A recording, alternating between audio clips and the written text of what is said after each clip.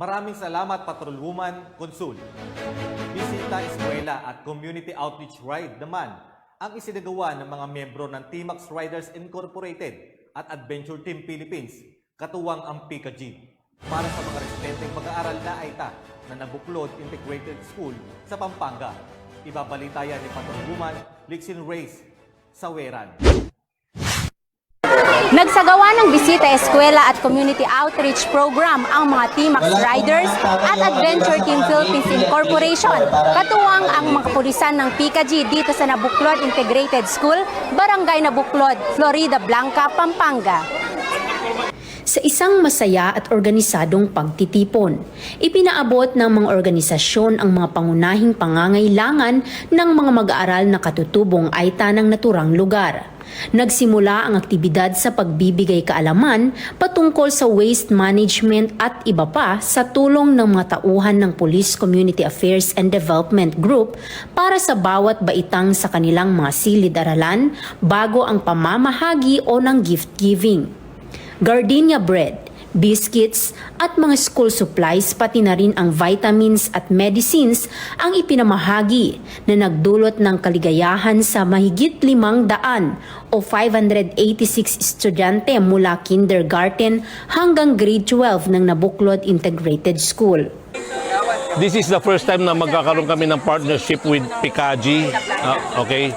Ang kagandahan po dito, nagtiwala po si General Arcangel na magkaroon kami ng collaboration to give charity dito sa Nabuklod Integrated School.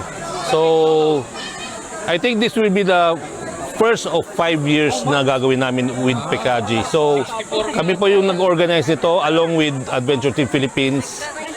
Sister club po kami dalawa. So, let me assure you, next year we will still be here.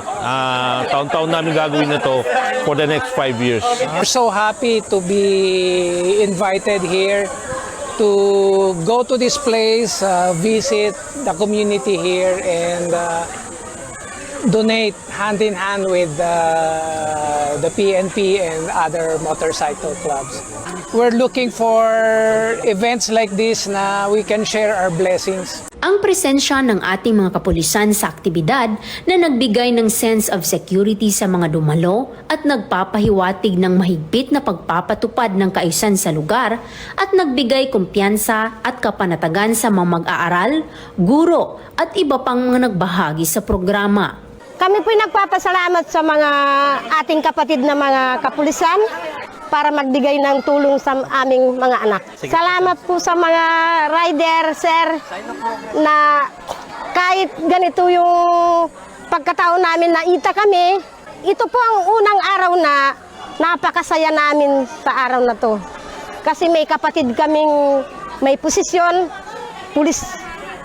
Tapos, hindi inisip na isa kaming AITA kung hindi kabilang na kami sa mga pamilya nila sa araw na to. Maraming salamat po sa mga TMAX Riders Club and Adventure Team Philippines.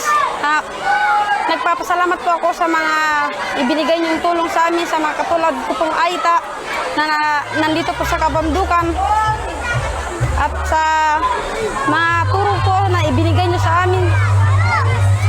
Ang pagkakaroon ng espesyal na programang ito para sa mga katutubong komunidad ay nagpapakita ng respeto at pagpapahalaga sa kanilang kultura at karapatan.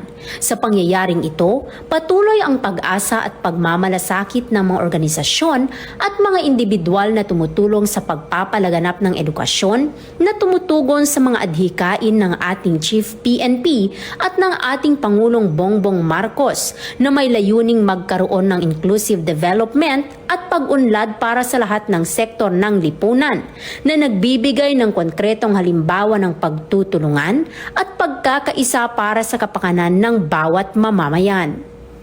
Mula dito sa gitnang Luzon, ako ang inyong PNN correspondent, Patrolwoman Lixin Reyes A. Saweran, alagad ng batas, tagataguyod ng Balitang Pulis.